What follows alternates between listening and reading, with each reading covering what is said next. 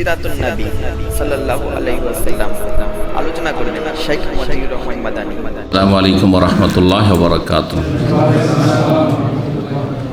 ইন্নাল হামদালিল্লাহ নাহমাদুহু ওয়া নাস্তাঈনুহু ওয়া নাস্তাগফিরুহু ওয়া নাউযু বিল্লাহি মিন শুরুরি আনফুসিনা ওয়া মিন সাইয়্যাতি আমালিনা মান ইয়াহদিহিল্লাহু ফালা মুদিল্লা লাহু ওয়া মান ইউদ্লিল ফালা হাদিয়া লাহু ওয়া আশহাদু আল লা ইলাহা ইল্লাল্লাহ ওয়াহদাহু লা শারীকা লাহু ওয়া আশহাদু আন্না মুহাম্মাদান আবদুহু ওয়া রাসূলুহু সাল্লাল্লাহু তাআলা আলাইহি ওয়া আলা আলিহি ওয়া সাহবিহি ওয়া সাল্লামা তাসলিমান কাসীরা। আম্মা বাদ। সম্মানিত দ্বীনী ভাতৃমণ্ডলী, আল্লাহ রাব্বুল আলামিনের প্রশংসা এবং প্রিয় নবী সাল্লাল্লাহু আলাইহি সাল্লামের উপর সালাত ও সালামের পর আজ জুমাবার এশার সালাতের পর 11ই জমাদাস সানি 1443 হিজরি মোতাবেক 14ই জানুয়ারি 2022 আমাদের ধারাবাহিক আলোচনা সিরাতুন নবী সাল্লাল্লাহু আলাইহি ওয়াসাল্লাম, নবী সাল্লাল্লাহু আলাইহি ওয়াসাল্লামের জীবনীর পর্ব নম্বর 54। বিষয়বস্তু খন্দকের যুদ্ধের দ্বিতীয় পর্ব। খন্দকের যুদ্ধ সম্পর্কে গত সপ্তাহে প্রথম একটা অংশ আলোচনা করেছি, আর তারপরে বাকি অংশটুকু আজকে আলোচনা করব। খন্দকের যুদ্ধে আলী রাদিয়াল্লাহু তাআলা আনহুর লড়াই কাফের যোদ্ধা আমর ইবনে আবদে উদ্দের সাথে, এবং সেই কাফের নিহত হয়। আর সেখানে যে চেষ্টা চালিয়েছিল কাফেররা যে কোনোভাবে ভেতরে প্রবেশ করার, তাতে তারা ব্যর্থ হয়।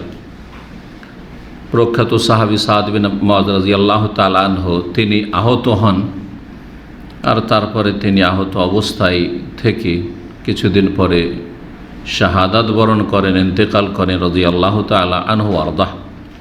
এই পর্যন্ত আলোচনা হয়েছিল।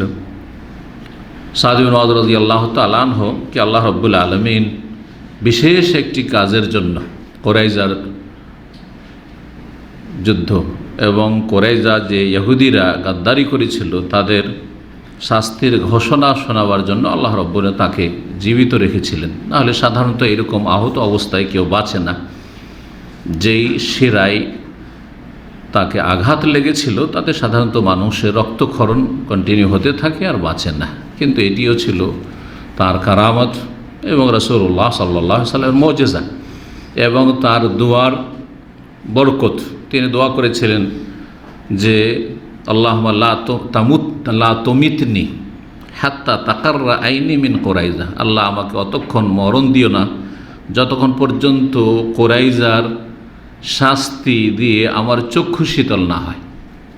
কুরাইজা যে গাদ্দারি করেছে মুসলিমদের সাথে এবং ইহুদিদের সাথে চুক্তি রয়েছে, সাহাবায়ে কেরামদের রাসূলুল্লাহ সাল্লাল্লাহু আলাইহি ওয়াসাল্লাম তারপরে চুক্তি ভঙ্গ করে কাফেরদের সাথে মিলে গেছে, কাফেরদের সহযোগিতা করেছে এবং প্রকাশ্যে তারা চুক্তি ভঙ্গ করে ঘোষণা করেছে যে আর কোনো চুক্তি নাই আমাদের। তো এর শাস্তি দানের মাধ্যমে আমার চক্ষুকে শীতল করিও, তারপরে আমার মরণ দিও। তো এই দোয়া আল্লাহ কবুল করেছিলেন। তার মাধ্যমেই রাসূলুল্লাহ সাল্লাল্লাহু আলাইহি ওয়াসাল্লাম তাদেরকে এই ঘোষণা শুনিয়েছিলেন যে শাস্তির কথা আগামী সপ্তাহে ইনশাআল্লাহ তাআলা আসবে কুরাইজার। রাসূলুল্লাহ সাল্লাল্লাহু আলাইহি ওয়াসাল্লামের জামানায় যে কুরাইজা বংশ ছিল, ইহুদিদের 3টি বংশের সবচেয়ে বড় বংশ মদিনায়। এই বংশটি শুধু থেকে গেছিল খন্দকের যুদ্ধের সময়।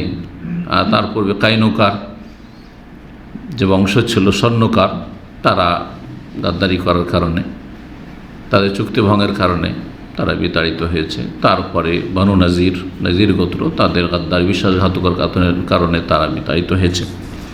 তারা খাইবারে গিয়ে আশ্রয় নিয়েছিল।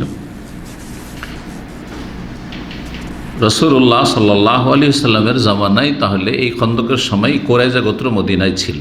এদের গাদ্দারি সম্পর্কে আজকে আলোচনা, এদের গাদ্দারি সম্পর্কে। আর তারপরে এই খন্দকের যুদ্ধ, যার অপর নাম হচ্ছে আহজাবের যুদ্ধ, এর সমাপ্তি কী করে ঘটল আর কিভাবে শেষ হলো, কিভাবে কাফের সেনাদল চারিদিক থেকে মদিনা ঘেরাও করার পর ছেড়ে পালাতে বাধ্য হইল, এই নিয়ে আলোচনা ইনশাআল্লাহ তাআলা শেষ হবে।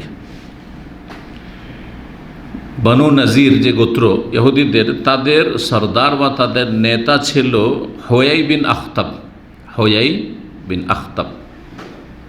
এই ইহুদির নেতা হচ্ছে রাসূলুল্লাহ সাল্লাল্লাহু আলাইহি সাল্লামের প্রিয়তমা সহধর্মিণী উম্মুল মুমিনিন সাফিয়া রাদিয়াল্লাহু তাআলা আনহার পিতা, সাফিয়া বিনতে হুয়াই, হাদিসের কিতাবে এসেছে। তিনি বড় একজন নেতার কন্যা ছিলেন। এই হুয়াই বিন আখতাব বানু নাজিরের সর্দার এই যুদ্ধের সময়, খন্দকের যুদ্ধ চলাকালীন কোরাইজা গোত্রের যে সর্দার নেতা ছিল তার নাম ছিল কাব বিন আসাদ, তার কাছে আসলো। আসার পরে তাকে প্ররোচিত করলো। বনু নাজির ছিল কোথায়? খাইবারে তাদেরকে তাড়িয়ে দেওয়া হয়েছে, খাইবারে ছিল। খাইবার থেকে আসলো, আসার পরে সাক্ষাৎ করলো কার সাথে? কোরাইজা গোত্রের সর্দার নেতা কাব বিন আসাদের সাথে।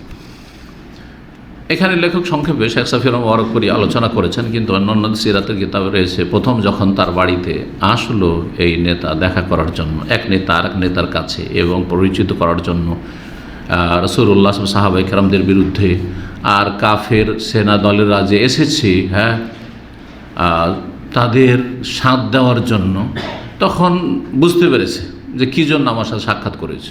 এটা প্রথম চাইনি এই কোরাইজা গোত্রের নেতা, সেজন্য সে দরজা বন্ধ করে, যেমনই তার আওয়াজ পেয়েছে দরজা বন্ধ করে দিয়েছে। তাকে নক করছে, অনেক চেষ্টা করছে, বের বলছে না, তোমার সাথে আমি দেখা করবো না। কিন্তু অনেক চেষ্টার পরে সে তার দরজা খুললো, দেখা সাক্ষাৎ করলো, এবং তাকে বলল যে আরে এইটাই সুযোগ, এই সুযোগের সুযোগ, চারিদিক থেকে এত বড় একটা বিশাল সেনা দল মদিনার অবরোধ করেছে, এদের যদি সাথ না দাও তো এইরকম বেটার চান্স আর আসবে না, এই সুযোগটা গ্রহণ করো। তখন তাকে কথাটি ভালো লাগলো, কথা তো ঠিক, এই সুযোগ পরিচিত করলো যে চুক্তি বাদ দাও, এই চুক্তিভুক্তি সব বাদ দাও।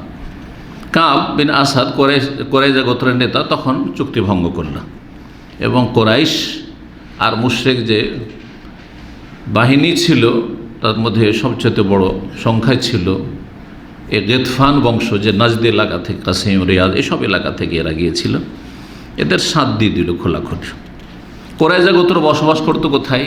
মদিনার দক্ষিণ দিকে। কোবা মসজিদ তো পর্যন্ত গেছেন, তাই না? কোবা মসজিদের পিছন দিকে, এটা তো দক্ষিণ দিকে মদিনা, তার পিছন দিকে কোরাইজাদের এলাকা আছে। আর মসজিদে নববী হচ্ছে সেখান থেকে উত্তর দিকে, খন্দক তার থেকে উত্তর দিকে। তো মুসলিমরা এবং মুসলিমদের ছেলেমেয়েরা, নারীরা, তারা ছিল উত্তর দিকে। তাহলে কোরাইজার লোকেরা যদি মদিনায় ঢুকে পড়ে আর মদিনায় এই দিক থেকে আক্রমণ করে, তো সামনে কিন্তু সাহাবায়ে কেরামদের কেউ নেই প্রতিরক্ষার জন্য, কেউ নেই। কোথায় আছে তারা?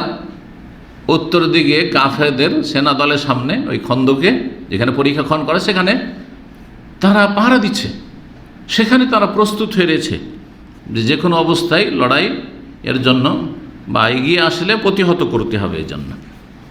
তাহলে এটা বড়ই ভয়ানক পরিস্থিতি ছিল যে এদিকে দক্ষিণ দিকে কোরাইজা থাকে, আর তারপরে হচ্ছে মসজিদে নববী বা মদিনার যে বসবাসের এরিয়া, এই এলাকাতে যদি এরা আক্রমণ করে দেয় এই দিক থেকে, তাহলে তো নারীদেরকে শেষ করে ফেলবে, শিশুদেরকে শেষ করে ফেলবে, সব শেষ করে ফেলবে।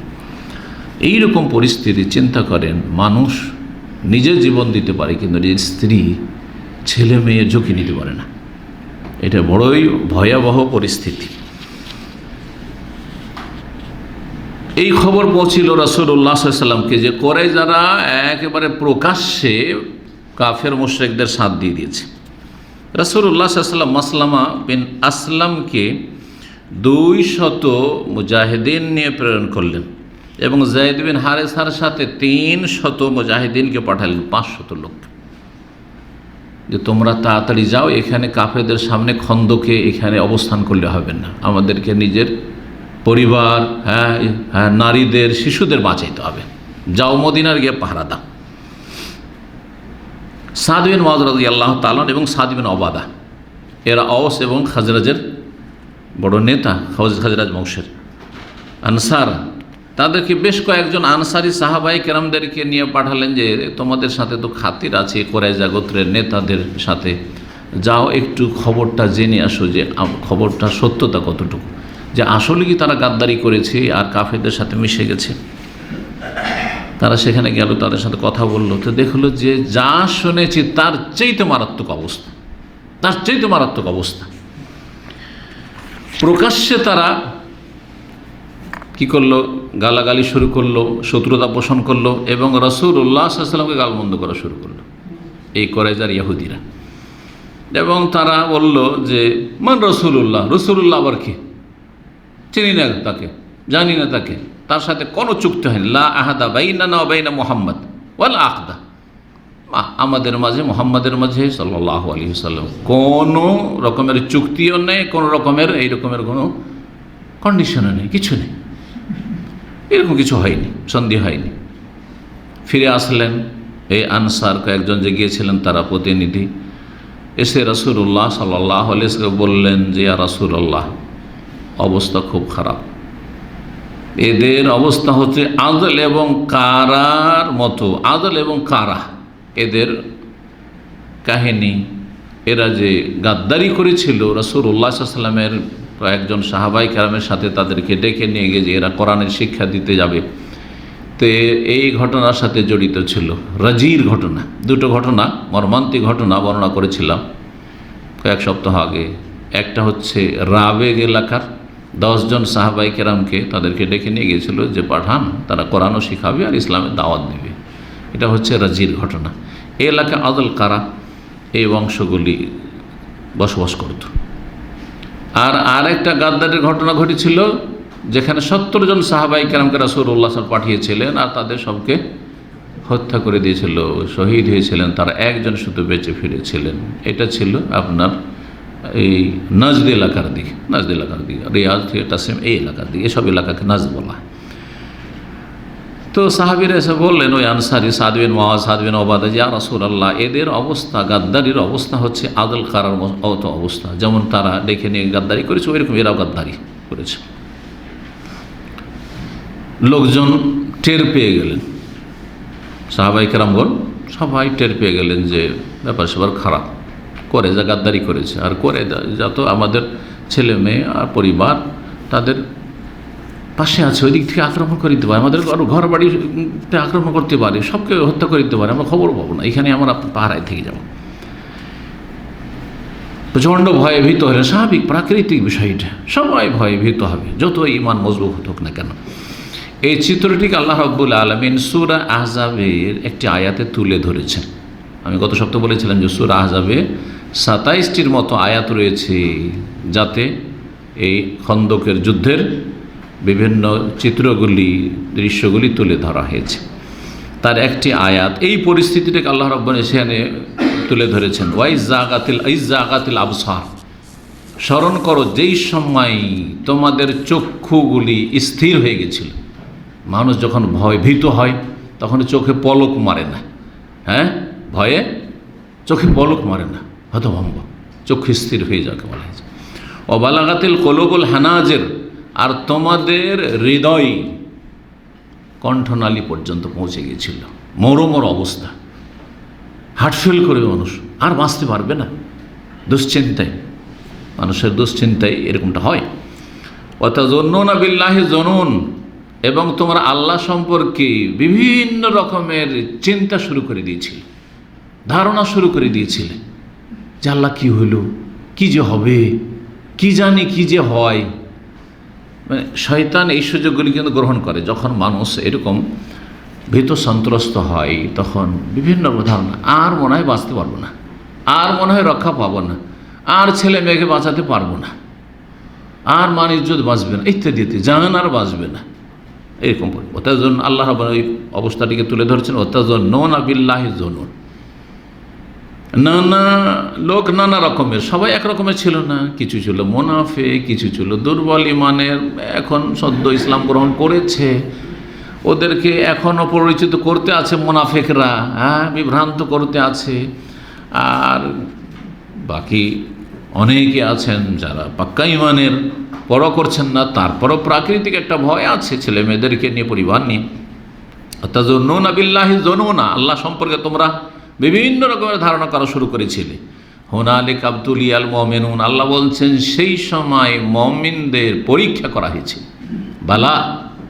বালা মুসিবতের মাধ্যমে পরীক্ষা হয়, বালা মুসিবতের মাধ্যমে পরীক্ষা হয়। এবং আসাদুন নাসে বালান আল আম্বিয়া সুম্মা আল আমসাল ফাল আমসাল, সহিহ বুখারী হাদিস রয়েছে। সবচেয়ে কঠিন বালা মুসিবত দিয়ে আল্লাহ পরীক্ষা করেছেন কাদেরকে? নবী রসুলগণকে, আম্বিয়াদেরকে। সুম্মা আল আমসাল ফাল আমসাল, তারপরে যে যত ভালো তার তত বেশি পরীক্ষা, যে যত ভালো তার তত বেশি পরীক্ষা। আর যে যত দুর্বল মানে তার পরীক্ষা তত কম। আমার দুর্বল মানে সেই জন্য পরীক্ষা কম, বুঝছেন না? আল্লাহ না করে এরকম পরীক্ষা পড়ে, না হলে মুশকিল হয়ে যাবে।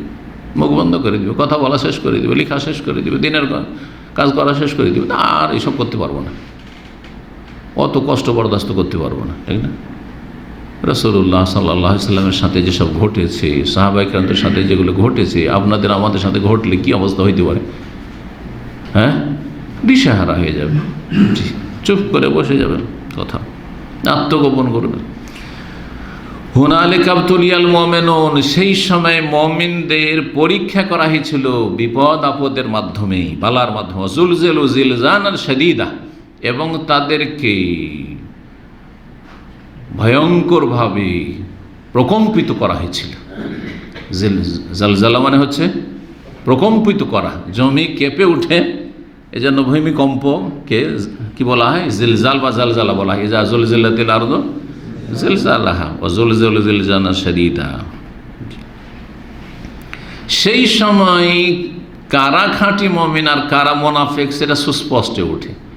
এই পরিস্থিতি দুর্দিনে বোঝা যায় যে কে খাঁটি মুসলিম আর কে দুনিয়ার স্বার্থে মুসলিম। জি হ্যাঁ, দুঃখের সময় কষ্টের সময় যেমন বন্ধু চেনা যায়, ঠিক তেমনি দুঃখের সময় কষ্টের সময় খাঁটি মুসলিম চেনা যায়, আর দুর্বল ইমানের মুসলিমদেরকে চেনা যায়। মুনাফিক কপটগুলি কি চেনা যায়? মুনাফিক ছাঁটাই হয়ে যাবে, মুনাফিক ছাঁটাই হয়ে যাবে।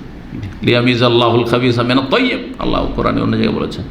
আল্লাহ রাব্বুল এই রকমের ভয়াবহ পরিস্থিতির মাধ্যমে খাবিস থেকে তৈয়বকে, কে পাক পবিত্র, কে ইমানদার, আর কে নোংরা, আর কার মধ্যে নোংরামি ভরা আছে, কার মধ্যে মুনাফিক কপটতা ভরা আছে, আল্লাহ কি করতে তামিজ করতে চান, আল্লাহ পৃথক করে দিতে চান, জি ছাঁটাই করে দিতে চান।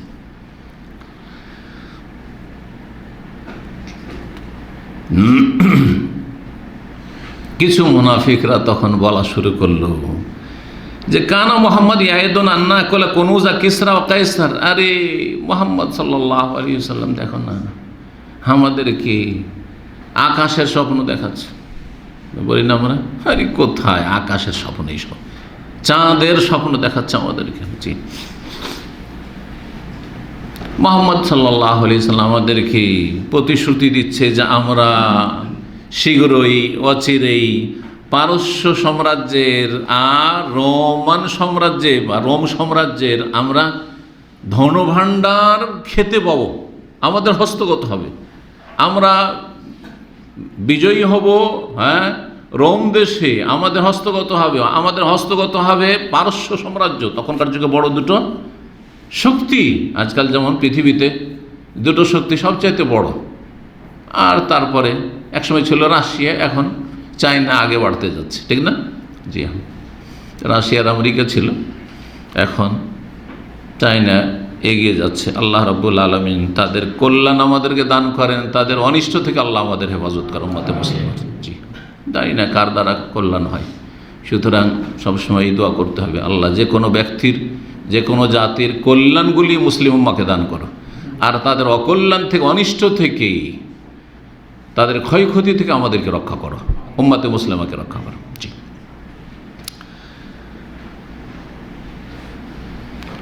অথচ নবী সাল্লাল্লাহু আলাইহি ওয়াসাল্লাম কি স্বপ্ন দেখাচ্ছেন?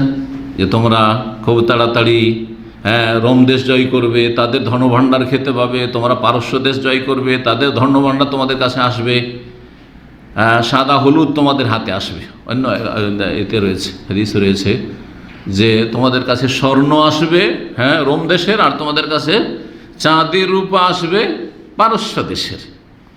অঢেল ধন সম্পদ আসবে, আর কোনো অভাব থাকবে না। গরিব ফকির খুঁজে বেড়াবে, খুঁজে পাবে না।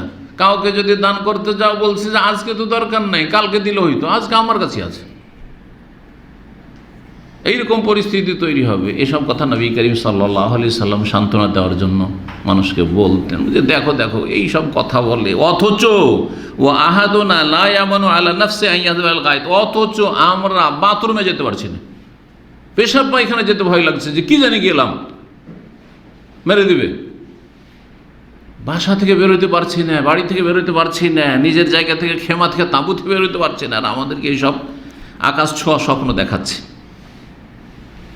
কিছু মুনাফিকরা বলল, ওই যে আল্লাহ সম্পর্কে বিভিন্ন রকমের কুধারণা, তারা কি বলল, মা ওয়াদান আল্লাহ ওয়া রাসূলুহু ইল্লা গুরুরা, আরে আল্লাহ এবং রসুল আমাদের সাথে ধোঁকাবাজির এসব প্রতিশ্রুতি, এসব প্রতারণার প্রতিশ্রুতি, সব তো আসলে কিচ্ছু না, বাস্তবে কিছুই হবে না। কোথায় রোম আর কোথায় পারস্য, ওই সব স্বপ্নই শুধু স্বপ্ন হয়ে থেকে যাবে, স্বপ্নের কোনো বাস্তবায়ন হবে না, এসব ধোঁকাবাজি। আরেক দল বলল, দুর্বল ইমানের মানুষ অথবা মুনাফিক, ইয়া আহলে ইয়াসরিব, ইয়াসরিব কাকে বলা হয়, মদিনার জাহিলি যুগের নাম ছিল ইয়াসরিব। রাসূলুল্লাহ সাল্লাল্লাহু আলাইহি ওয়াসাল্লাম যখন মদিনায় আসলেন তখন এই শহরের নাম হলো মদিনাতুর রাসূল সাল্লাল্লাহু আলাইহি ওয়াসাল্লাম বা মদিনাতুর রাসূলিল্লাহ সাল্লাল্লাহু আলাইহি ওয়াসাল্লাম। রাসূলুল্লাহ সাল্লাল্লাহু আলাইহি ওয়াসাল্লাম শহর, কার শহর, রাসূলুল্লাহ। মদিনা মানে শহর, এই জন্য মদিনাতুদ দাম্মাম, মদিনাতুর রিয়াদ, মদিনা মানে সিটি। কিন্তু তো রাসূলুল্লাহ সাল্লাল্লাহু আলাইহি ওয়াসাল্লাম শহর, এখন বলতে তো লম্বা লাগে, মদিনাতুর রাসূলিল্লাহ, মদিনাতুর রাসূল, লম্বা কিনা? তখন কি করে দেওয়া হলো, আল মদিনা করে দেওয়া হলো, আল মদিনা করা হলো। নবী করিম সাল্লাল্লাহু আলাইহি ওয়াসাল্লাম ইন্তেকালের পরে নবী সাল্লাল্লাহু আলাইহি ওয়াসাল্লামের কবর হলো কোথায়, মদিনায়, তাই না? তখন এটা সুফিদের পরিভাষা আল মদিনাতুল মুনাওয়ারা। আসলে মদিনাতুল মুনাওয়ারা কি ছিল, আল মদিনাতুল মুনাওয়ারা বিকবরি রাসূল সাল্লাল্লাহু আলাইহি ওয়াসাল্লাম, এরকম ছিল যে এমন শহর, এমন সিটি যেটা রাসূলুল্লাহ সাল্লাল্লাহু আলাইহি ওয়াসাল্লামের কবরের মাধ্যমে আলোকিত। মুনাওয়ারা, মুনাওয়ারা মানে কি, আলোকিত, জি, কবরের মাধ্যমে আলোকিত। তো কবরের মাধ্যমে আলোকিত এই ভাষাটি কিন্তু সুফিদের ভাষা, বেদাতীদের ভাষা। এই ভাষাটি কিন্তু নবী সাল্লাল্লাহু আলাইহি ওয়াসাল্লাম ব্যবহার করেননি, মদিনা মুনাওয়ারা, তারপরে সাহাবায়ে কেরামরা কেউ করেননি, স্বর্ণযুগে করেননি, পরে এটা শুরু হয়েছে, পরে এই টার্মটা এসেছে, এটা জেনে রাখা ভালো। তাহলে সালাফগণ কি ব্যবহার করতেন, আল মদিনাতুন নববিয়্যা, নবীর শহর, আল মদিনাতুন নববিয়্যা বা মদিনাতুর রাসূল সাল্লাল্লাহু আলাইহি ওয়াসাল্লাম, এরকমভাবে বলতেন। জি, তো এই জন্য আরবরা অনেকে যারা আকীদার পাক্কা, তারা মদিনা মুনাওয়ারা বললে একটু মাইন্ড করে যে এর মধ্যে তো আবার সুফিবাদ তো নেই, মদিনা মুনাওয়ারা কেন বলছে। যেন দেখেন অধিকাংশ আরবরা কি বলে, জাহাবতুল মদিনা, রুহতুল মদিনা, আমি মদিনা গিয়েছিলাম, আনা মিনাল মদিনা, তাই না, আমি মদিনার লোক। কিন্তু আনা মিনাল মদিনাতিল মুনাওয়ারা খুব কম শুনবেন। কিন্তু এই সৌদি আরবের যারা আকীদার ক্ষেত্রে এরা পাক্কা, যার ফলে ওই সুফি ইজমের ওই সব টার্ম টুর্ম নেই এদের, তা এইরকম বলে থাকে, খুব কমই লোক বলে থাকে, হয়তো জাহেলরা দেখা দেখি বলে, কিন্তু যারা আলেম একটু বুঝে তারা ব্যবহার করে না। বলছি না যে না জায়েজ, কিন্তু যেন ওই ধারণা না থাকে যে আল মুনাওয়ারা বিকবরি রাসূল, রাসূল হোসেন কবরের মাধ্যমে আলোকিত, এই কথা যেন না থাকে, কারণ ওখান থেকে নেওয়া হয়েছে। বাকি এমনি মদিনা মুনাওয়ারা, যেমন মক্কা মুকাররমা, সম্মানিত মক্কা, হ্যাঁ, মর্যাদা সম্পূর্ণ মক্কা মুকাররমা, হ্যাঁ, তাকরিম থেকে, ওই রকম মদিনা মুনাওয়ারা, উজ্জ্বল মদিনা, শুধু উজ্জ্বল মদিনা, কিন্তু কবরের কারণে উজ্জ্বল এই কথা বলা চলবে না, বোঝা গেছে, বা এই ধ্যান ধারণা রাখা চলবে না। যাই হোক, ইয়া আহলা ইয়াসরিব, রাসূলুল্লাহ সাল্লাল্লাহু আলাইহি ওয়াসাল্লাম আসলেন, তখন নাম পাল্টে গেল। জি, ইয়াসরিব নামটি তারপরে অপছন্দ করা হয়েছে, রাসূল অপছন্দ করেছেন, এজন্য মদিনাকে ইয়াসরিব বলা অপছন্দনীয়। এখন আল্লাহ করা বলছে হে ইয়াসরিব, আল্লাহ কিন্তু বলেনি, আল্লাহ কি করেছেন, নকল করেছেন কার কথা, মুনাফিকদের কথা। ইয়া আহলা ইয়াসরিব, হে মদিনাবাসী, ইয়াসরিববাসী, লা মুকালাম লাকুম, আর মদিনায় থাকার ক্ষমতা নেই, মদিনায় আর ভাত জুটবে না, থাকতে পারবে না। জি, লা মুকামা লাকুম, এখানে আর টিকতে পারবে না। ফারজিউ, বাড়িতে ফিরে যাও, নিজের স্ত্রী ছেলেমেয়ের খোঁজ নাও, কি হচ্ছে ওই দিকে খোঁজ নাও। এর উদ্দেশ্য কি, উদ্দেশ্য হচ্ছে মনোবল আরও দুর্বল করে দেওয়া। কারণ মুনাফিকদের মনোবল এমনি দুর্বল, আল্লাহ পরকালে বিশ্বাসী নয়, আল্লাহর ওয়াদাতে বিশ্বাসী নয়, আল্লাহর যে আসমানি সাহায্য নেমে আসে, যেটা অসাধারণ অকল্পনীয়, মানুষ কল্পনা করতে পারে যে কীভাবে আল্লাহর সাহায্য নেমে আসতে পারে, অল্প সংখ্যায়, অস্ত্র নেই, কিছু নেই, কাফেরদের সংখ্যা সবসময় বেশি, তারপরে কিভাবে বিজয় লাভ করে মুসলিম উম্মাহ, এইসব মুনাফিকরা থোড়ে বিশ্বাস করে। কিছুতে বিশ্বাস নেই, না দুনিয়ায় আল্লাহ সাহায্যে বিশ্বাসী রয়েছে, না আখিরাতে আল্লাহ রাব্বুল মহাপুরস্কারে বিশ্বাসী তারা, জি আকিদার যারা মুনাফিক। সুতরাং তারা বলল মোকাম আলাকুম, এখানে তোমাদের মদিনায় বাস করাটা কঠিন, ফারজিউ, যাও, ফিরে যাও। ওয়াস্তাযিনু ফারিকুম মিনহুমুন নবী, আর একদল চলে আসলো। আসার পর নবী সাল্লাল্লাহু আলাইহি ওয়াসাল্লাম বলছে, ইয়া রাসূলুল্লাহ, আমাদেরকে অনুমতি দেন, মেলা এখানে পাহারা দিলাম আর ডিউটি করলাম, একটু বাড়ি যাই, স্ত্রী ছেলে মেয়ের খোঁজ নি কি যে হচ্ছে। অনুমতি চাইতে চলে এলো। তাদের কাছে ইসলামের হেফাজতের চাইতে স্ত্রী ছেলে মেয়েদের হেফাজত বেশি বড় হয়ে গেল। জি, দুর্বল ইমানের মানুষ। একদল তো পালাতে চেষ্টা করলো, যে কোন রকম করে টান দেখেন পালা, যান বাঁচা, নিজের পরিবার বাঁচা। জি, নবী করিম সাল্লাল্লাহু আলাইহি ওয়াসাল্লামের কাছে আসলো, হিলা বাহানা করে একদল এসে বলল, ইয়া রাসূলুল্লাহ, ইন্না বুয়ুতানা আওরা, আমাদের বাড়ি ঘরগুলি অরক্ষিত। অরক্ষিত কারণ যে কোনো সময় হামলা হয়ে যেতে পারে, আমরা খুব অশান্তিতে আছি, সুতরাং আমাদেরকে কি করেন, অনুমতি দেন, যাই একটু স্ত্রী ছেলেমেয়ের পরিবারের খোঁজ নি, সাংসারিক বাড়িতে কি হচ্ছে খোঁজ নি। আল্লাহ বলছেন অমাহিয়া বি আওরা, আসলে অরক্ষিত নয়, আল্লাহ রক্ষার দায়িত্ব নিয়েছেন। ইন ইউরিদুনা ইল্লা ফিরারা, তাদের অসৎ উদ্দেশ্য হচ্ছে পালায়ন করা, উদ্দেশ্য হচ্ছে কোন রকম এখান থেকে পালা, কারণ মুনাফিকই ভিতরে ভরা আছে, এখন বিপদের সময় সেগুলি উন্মোচিত হচ্ছে, মুখোশ উন্মোচন হচ্ছে। রাসূলুল্লাহ সাল্লাল্লাহু আলাইহি ওয়াসাল্লাম পর্যন্ত বিচলিত হলেন যখন তাদের গাদ্দারির কথা, এই কোরাইজার গাদ্দারির কথা পৌঁছিল। তারপর রাসূলুল্লাহ সাল্লাল্লাহু আলাইহি ওয়াসাল্লাম কাপড় দিয়ে মাথাটা ঢেকে নিয়ে ঘুমটা টানার মতো করে তিনি আল্লাহ রাব্বুল আলামিনের জিকির আজকার করলেন, দোয়া করলেন, এবং কিছুক্ষণ তিনি শুয়ে পড়লেন। জি, বেশ কিছুক্ষণ অবস্থান করলেন, তারপরে দাঁড়ালেন আর বললেন, তারপরে আল্লাহু আকবার, আল্লাহু আকবার, ওবাশশার আল মুসলিমিন বিল ফাতহ ওয়ান নাস, তারপরে সুসংবাদ দিলেন। হয়তো সেই সময় ওহী নাজিল হয়ে গেছে আল্লাহর পক্ষ থেকে রাসূলুল্লাহ সাল্লাল্লাহু আলাইহি ওয়াসাল্লামের উপর, যে অবশ্যই তোমরা বিজয়ী হবে, চিন্তা করিও না, বিচলিত হইও না। কোরাইজা গাদ্দারি করেছে, তাতে কি হয়েছে? চারিদিক থেকে সমস্ত কুফরি শক্তি এসে ঘেরাও করেছে মদিনা, তাতে কি হয়েছে? আমি তো সব কিছু মানি। কাতাবাল্লাহ, আল্লাহ এই কথা লিখে রেখেছেন তার লৌহে মাহফুজে, লা আগলিবান্না আনা ওয়া রাসূলি, আমি অবশ্যই বিজয়ী হব এবং আমার রাসূলগণ বিজয়ী হবেন।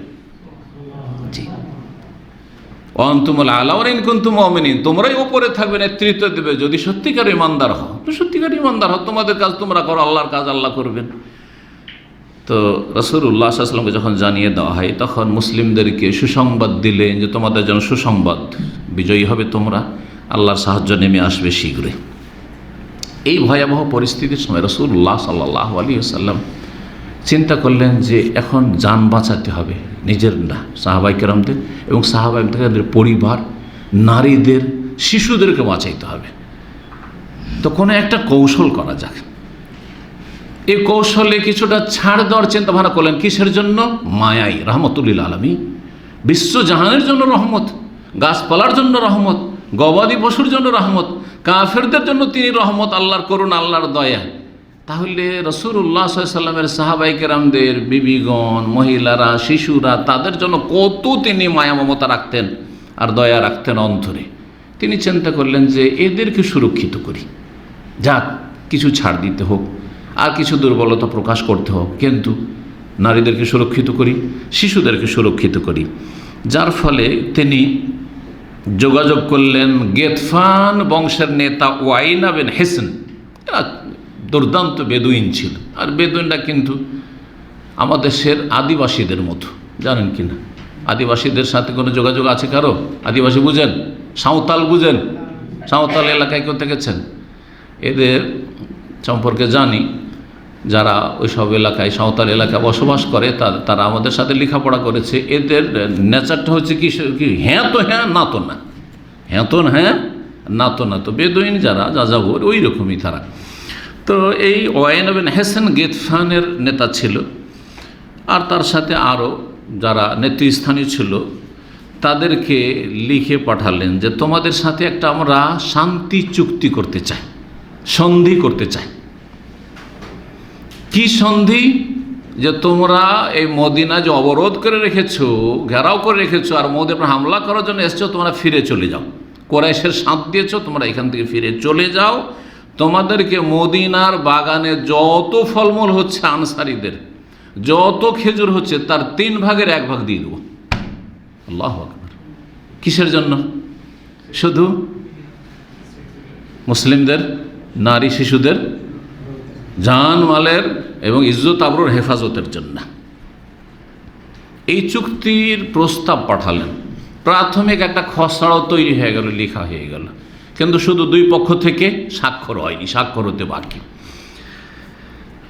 কি শর্তের ওপর? যে গেতফান বংশকে নিয়ে তোমরা এখান থেকে কি করবে? সরে পড়বে, চলে যাবে তোমরা, জি, আর অবরোধ করে রাখবে না। আনসারদের নেতা সর্দার ছিলেন সাদ বিন মুআজ আর সাদ বিন ওবাদা। একটু আগে তাদের কথা বললাম, জি, তাদের বড় ভূমিকা ছিল এই ক্ষেত্রে। তারা বললেন যে ইয়া রাসূলুল্লাহ, আপনি যে এই সিদ্ধান্তটা নিলেন, এটা কি আল্লাহর পক্ষ থেকে ওহীর মাধ্যমে নির্দেশ, হুকুম, যেটা আমাদের জন্য পালন করা ফরজ, নাকি আপনার এটি হচ্ছে ইজতিহাদ, যে আপনি চিন্তা করেন যে এতে কল্যাণ আছে, তাদের সাথে একটা সন্ধি চুক্তি করি আর তাদেরকে মদিনার 3 ভাগের 1 ভাগ খেজুর, আঙ্গুর যা কিছু হচ্ছে দিয়ে দেবো, আর এর মাধ্যমে তাদেরকে ফিরিয়ে দেবো, অন্তত এই বড় একটা সেনাদলকে সরিয়ে ফেলে তারপরে কোরেশদেরকে সামলে নিতে পারবো, তাহলে আর কোরেশরা কিছু করতে পারবে না, যেভাবে হোক না কেন কোরেশদেরকে এখান থেকে তাড়ানো সম্ভব হবে না। তো রাসূলুল্লাহ সাল্লাল্লাহু আলাইহি ওয়াসাল্লামকে জিজ্ঞাসা করলেন এই 2 আনসারী সরদার সাহাবায়ে কেরাম রাদিয়াল্লাহু তাআলা আনহুম বা আনহুমা, ইয়া রাসূলুল্লাহ, এটা আল্লাহর পক্ষ থেকে ওহী মারফুত সিদ্ধান্ত, না চূড়ান্ত সিদ্ধান্ত যেটা আমাদের পালন করা ফরজ? আল্লাহর হুকুম যদি হয় যে 3 ভাগের 1 ভাগ ফল দিয়ে দিতে হবে কাফেরদেরকে, তো দিয়ে দেবো। আর যদি বলেন যে আপনার ইজতিহাদ, আমাদের মায়া করে, আমাদের নারী শিশুদের মায়া করে আপনি এই ইজতিহাদ করছেন, তাহলে আমাদের একটা আপনার কাছে দরখাস্ত আছে। বলছেন না, এটা কোনো ওহী না, আল্লাহর হুকুম না, তবে আমি চিন্তা করছি তোমাদের কল্যাণের কথা, তোমাদের পরিবার আর শিশুদের কল্যাণের কথা চিন্তা করছি। কারণ ইয়া রাসূলুল্লাহ, কুন্না নাহনু হাওলা আলা শিরক, আমরাও মুশরিক ছিলাম, শিরিক করতাম, আর এই গেতফানও মুশরিক ছিল, ওরা মুশরিক হয়েই আছে, আমরা আলহামদুলিল্লাহ মুসলিম হয়েছি, আমরা ইসলাম গ্রহণ করেছি আলহামদুলিল্লাহ। যখন আমরা মুশরিক ছিলাম, কাফের ছিলাম, মূর্তি পূজা করতাম, তখন মদিনার একটা খেজুর খাওয়ার ক্ষমতা হয়নি তাদের। হয় অতিথি হয়ে এসছে তাহলে খেতে দিয়েছি, আর না হইলে ব্যবসা বাণিজ্য চলেছে, পয়সা দিয়েছে, খেজুর কিনে নিয়ে গেছে, আর এখন ফিরি তাদেরকে 3 ভাগের 1 ভাগ খেজুর দিয়ে দেবো, অথচ আমরা এখন মুসলিম, আল্লাহ আমাদেরকে সম্মানিত করেছে ইসলামের মাধ্যমে, তো এখন আরও লাঞ্ছিত হবো নাকি? এটা তো হইতে পারে না। আরে যখন মুশরিক ছিলাম তখন লাঞ্ছিত ছিলাম, তখন দিনই খেতে, আর এখন দিব খেতে না, এটা কোনোদিন হবে না। ওয়াল্লাহি, আল্লাহর কসম করে বলছেন ফাহিনা আকরামান আল্লাহ বিল ইসলাম, এখন আল্লাহ আমাদেরকে ইসলাম দিয়ে সম্মানিত করেছেন, ওয়া আজ্জানা বেকার, আল্লাহ আমাদেরকে ইজ্জত দান করেছেন আপনার মাধ্যমে, যে আপনাকে আমরা শেষ রাসূল হিসেবে পেয়েছি, আপনার প্রতি আমরা ঈমান নিয়ে এসেছি, আপনাকে অন্তর থেকে ভালোবাসি, এবং আপনাকে আমরা মক্কা থেকে নিয়ে এসেছি এখানে আল্লাহর দ্বীনকে শক্তিশালী করার জন্য, আপনি হিজরত করে এসেছেন, আর এখন তাদেরকে আমরা এই ফ্রিতে 3 ভাগের 1 ভাগ খেজুর দিয়ে দেবো, মদিনা যা কিছু ফলন হবে সব দিয়ে দেবো, 3 ভাগের 1 ভাগ? এইটা তো হইতে পারে না ইয়া রাসূলুল্লাহ। নতিম আমওয়ালান, আমাদের ধন সম্পদ তাদেরকে দিয়ে দেবো? ওয়াল্লাহি, আল্লাহর কসম করে বলছি ইয়া রাসূলুল্লাহ, লা নুতিহিম ইল্লা সাইফ, তাদেরকে তলোয়ার ছাড়া কিছু দেব না, তাদের সাথে কথা হবে তরবারি দিয়ে, ফল দিয়ে নয়, খেজুর দিয়ে নয়, এটা হইতে পারে না।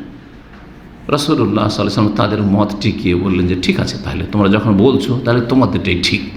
তাই রাসূলুল্লাহ সাল্লাল্লাহু আলাইহি ওয়াসাল্লাম পরামর্শের ক্ষেত্রে সাহাবায়ে কেরামদের কাছে পরামর্শ নিয়েছেন এবং তাদের মতের মূল্যায়ন করেছেন, কদর করেছেন, মর্যাদা দিয়েছেন। এমন না জারি তোমাদের বলার কি আছে, আমি বলছি, আনানিয়াত যেটাকে বলা হয় এখন আয়কত্ব, এটা ছিল না।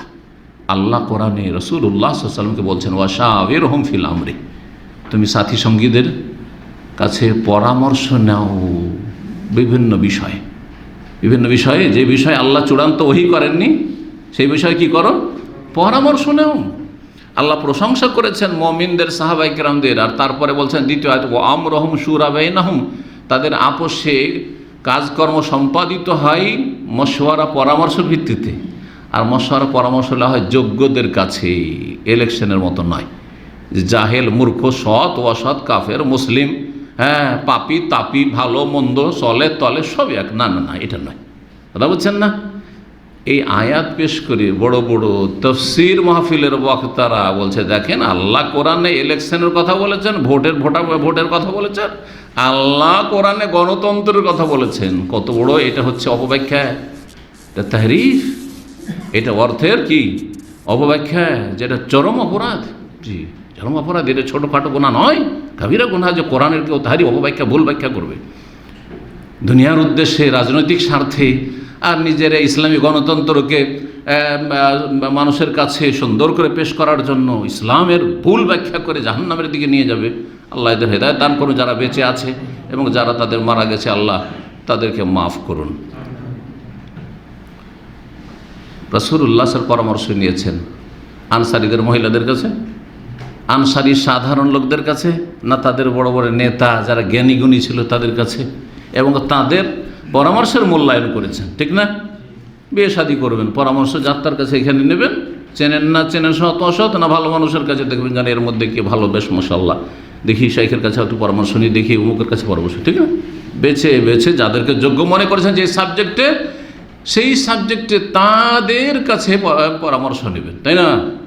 যদি শরীর অসুখ হয় তাহলে চিকিৎসকের কাছে, ডাক্তারের কাছে পরামর্শ নেবেন। মাসলা মাসাইলের সমস্যা, ধর্মীয় সমস্যা, তখন আলেমের কাছে, শাইখের কাছে কি পরামর্শ হবে, ঠিক কিনা? আর্থিক সংকটে, অর্থ সম্পর্কে যারা বুঝে, হ্যাঁ, অর্থনীতিবিদ, তাদের কাছে পরামর্শ নেবেন। শিক্ষা সম্পর্কে শিক্ষাবিদদের কাছে, শিক্ষা সম্পর্কে, দুনিয়ার শিক্ষা সম্পর্কে, ভাই আমি আমার ছেলেটাকে একটু ইঞ্জিনিয়ারিং পড়াইতে চাচ্ছি বা মেডিকেলে পড়াইতে চাচ্ছি, আচ্ছা বলুন তো, আপনি তো বুঝেন, তো কোন মেডিকেল কলেজটা ভালো হইতে পারে, বা কোনখানে ইঞ্জিনিয়ারিং পড়াইলে ভালো হইতে পারে, কোন সাবজেক্টটা ইঞ্জিনিয়ারিংয়ে পড়াইলে আজকাল ডিমান্ড আছে, এই পরামর্শ কার কাছে নেবেন? যে সেই সাবজেক্টের যোগ্য। কিন্তু যার তার কাছে যদু মধুর কাছে পরামর্শ নেওয়া হয় না, যেটা ইলেকশনে হয়ে থাকে। সুতরাং ইলেকশন হচ্ছে কুফরি মতবাদ, গণতন্ত্র, আর পরামর্শ হচ্ছে ইসলামের, হ্যাঁ, দিক নির্দেশনা, ইসলামী শিক্ষা। কি বলছিলাম? রাসূলুল্লাহ সাল্লাল্লাহু আলাইহি ওয়াসাল্লাম তাদের মতের মূল্যায়ন করলেন, বলেছে ঠিক আছে, তাহলে আর এই চুক্তি করছি না। আল্লাহ রাব্বুল আলামিনের হিকমত, আল্লাহ কিভাবে কাফেরদেরকে পরাজিত করবেন ওটা আল্লাহর কাজ। আমি কিন্তু মাঝে মাঝে কথা বলি যে আমার কাজ আমাকে করতে হবে, আর আল্লাহর কাজ আল্লাহর জন্য ছেড়ে দিতে হবে। নিজে কাজ করবেন আর সব আল্লাহর জন্য ছেড়ে দেবে, এটা চলবে না। কিন্তু আল্লাহ ভরসা, আল্লাহ ভরসা।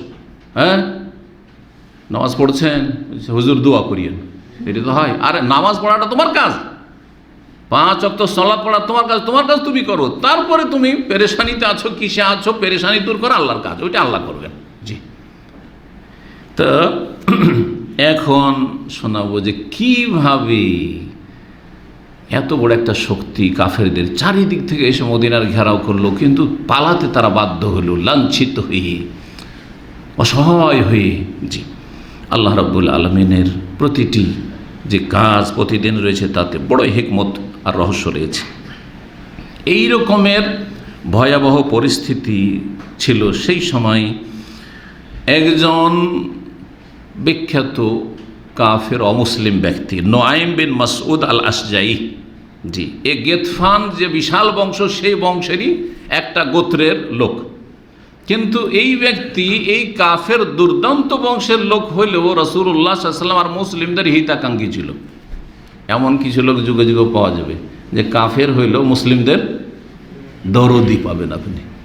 যতই ভয়াবহ পরিস্থিতি হোক, যতই জুলুম অত্যাচার কাফেরদের হোক, ওদের মধ্যে থেকে 2-1 আছে যাদের মানবতা আছে, হ্যাঁ, ইনসানিয়াত আছে, এবং তারা মানে নাই সঙ্গত তাদের কথাবার্তা, তাদের আচার আচরণ, তারা অবিচার পছন্দ করে না, যার ফলে তারা মুসলিমদের সাথ দিয়ে থাকে, কারণ তাদের সাথে অবিচার করা হচ্ছে, জুলুম অত্যাচার করা হচ্ছে, ভালো মানুষের সাথ দিয়ে থাকে। তো এইরকম এক ব্যক্তি ছিল নুআইম বিন মাসউদ আশজাই। এই ব্যক্তি কুরাইশদের বন্ধু, মিত্র, আবার ইহুদিদেরও বন্ধু, নেতৃস্থানীয় ব্যক্তি।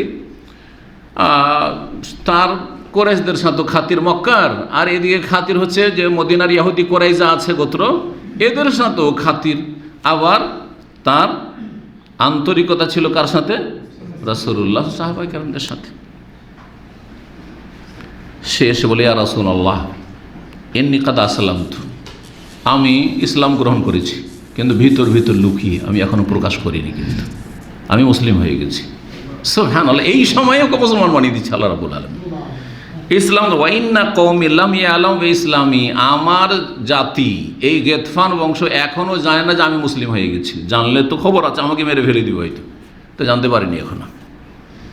ফামুরনি বিমা শিত, আপনি এখন আপনার ইচ্ছা, আমাকে যদি কোনো খেদমত দেন তা আমি আঞ্জাম দেব, আপনি যা বলবেন তাই করব। কিছু করার থাকলে আমার করণীয় কিছু, এই পরিস্থিতি ভয়াবহ পরিস্থিতিতে এইদিকে করে গাদ্দারি করে ফেলেছে, এইদিকে মদিনা দীর্ঘ সময় ধরে ঘেরাও করে আছে কাফেররা, আমাকে যা ইচ্ছা আপনি একটা হুকুম করেন, আমি যদি পারি করব। জি। ফাঁকালা, তখন নবী সাল্লাল্লাহু আলাইহি ওয়াসাল্লাম বললেন, আনতা রাজুলুন ওয়াহিদ, তুমি একটা লোক, কি করবে? বিশাল বাহিনী মদিনা ঘেরাও করে আছে, তোমার দ্বারা কী বা হবে, কী বা করবে? অমাজা আসা আনতা ফাল, আর তুমি কী বা করতে পারবে? ঠিক আছে, তুমি চাইছো যে কিছু করবো, কেন কী বা তোমার দ্বারা করা সম্ভব হবে? তবে একটা কাজ করো তুমি, ওয়ালাকিন খাজ্জাল আন্না মাস্তাতা, যথাসাধ্য যাও তোমার বংশ গেতফান, নিজের বংশে যাও। ওইদিকে কোরাইজার সাথে তোমার খুব খাতির আছে, বন্ধুত্ব আছে, কোরাইজা বংশী ইহুদিদের কাছে যাও। আর এই কোরাইশদের সাথে তোমার সম্পর্ক আছে, খুব খাতির আছে, বন্ধুত্ব আছে, কোরাইশ বংশের কাছে যাও। হ্যাঁ, কারণ এইদিকে তিন দিকে কিন্তু ত্রিভুজ, তিনটা দল শত্রু, ইহুদি শত্রু, মক্কার কাফের কোরাইশ শত্রু কাফেররা, আর এদিকে গেতফানের বিশাল বাহিনী শত্রু। তো এদের কাছে গিয়ে যথাসাধ্য পারো তাদের মনোবল ভেঙে দেওয়ার চেষ্টা করো, তাদের মনোবল দুর্বল করার চেষ্টা করো। এইটা তোমার কাজ, তুমি কেমন করে করবে তোমার ব্যাপারে, সেটা এইটুকু যদি করতে পারো এটাই যথেষ্ট আমাদের জন্য। এর বেশি তোমার কাছে আর আশা করা আমাদের ঠিক হবে না, কারণ কী বা করবে তুমি একা। আর জেনে রাখো, ফাইনাল হারবা খুদ আতুন, যুদ্ধে ধোকা দেওয়া, প্রতারণার আশ্রয় নেওয়া বৈধ। যুদ্ধের মাঠে ধোকা দেওয়া জায়েজ, জি হ্যাঁ, এটা হচ্ছে রণকৌশল। যাবেন পশ্চিম দিকে, বলছেন যে আমি উত্তর দিকে যাব, দক্ষিণে যাব, পূর্বে যাব, জায়েজ, জি হ্যাঁ। আল হারব খুদা, প্রসিদ্ধ হাদিসের একটা অংশ, আল হারব খুদা, যুদ্ধের মাঠে রণক্ষেত্রে ধোকা দেওয়া, প্রতারণা জায়েজ। নুআইম বিন মাসউদ রাদিয়াল্লাহু তাআলা আনহু, তিনি প্রথম ইহুদিদের কাছে গেলেন কোরাইজায়। কোরাইজারা দেখতেই তাকে বড়ই সম্মান করলো, কারণ বন্ধু মানুষ এবং নেতৃস্থানীয় ব্যক্তি। তখন নুআইম গিয়ে বললেন যে, তারিফুনা উদ্দিলাকুম, তোমরা জানো যে আমি তোমাদের কত ভালোবাসি। জানো না যে মুসলমান হয়ে গেছে, তুমি জানো যে তোমাদের কত ভালোবাসি। ওয়া খাসাতান মা বাইনি ওয়া বাইনিকুম, তোমাদের সাথে যে আমার সম্পর্ক আছে এটাও তোমাদের জানা আছে, তোমাদের অজানা নয়। ওয়া ইন্নী মুহাদ্দিসুকুম হাদিসান ফাকতুমুহু আন্নী, তোমাদেরকে একটা কথা বলে যাচ্ছি, গোপনে রাখিও, প্রকাশ করিও না। কালো না, হ্যাঁ বলো, কি বলছো? কাল কাদরা আয়তো মাওয়া কালে বানি কাইনুকা ওয়ান নাজির, তোমরা জানো, ইতিহাস ভুলোনি, এই কয়েক বছর আগের ইতিহাস মাত্র, যে গাদ্দারি করার কারণে কাইনুকা ইহুদিদের কি দশা হইল, আর গাদ্দারি করার কারণে নাজির গোত্র যে আছে আর একটা ইহুদি গোত্র, তাদের কি দশা হয়েছে, তোমরাও চাইছো যেরকমই তোমাদের দশা হোক নাকি? ওয়াকাদ জাহারতুম কুরাইশান ওয়া গেতফান, আর তোমরা কিন্তু প্রকাশ্যে সাথ দিয়ে দিয়েছো কুরাইশ কাফেরদের এবং গেতফান যে বিশাল বাহিনী কাফের দেশে, তাদের সাথ দিয়ে দিয়েছো। ওয়াহুম লাইসু মিসলাকুম, তারা কিন্তু তোমাদের মতো না, তোমাদেরকে মদিনাতেই থাকতে হবে, মদিনার বাসিন্দা তোমরা, তোমাদের সাথে রাত দিন দেখা হবে মুহাম্মদ রাসূলুল্লাহ সাল্লাল্লাহু আলাইহি ওয়াসাল্লাম, সাহাবায়ে কেরামদের সাথে, ওদের সাথে তোমাদেরকে চলতে হবে। ওরা আজকে এসেছে, আজকে আছে, কালকে নাই, চলে যাবে। মক্কার লোকেরা মক্কা চলে যাবে, গেতফানরা ওই নাজ থেকে আসে, নাজদে চলে যাবে, ওদের কি চিন্তা?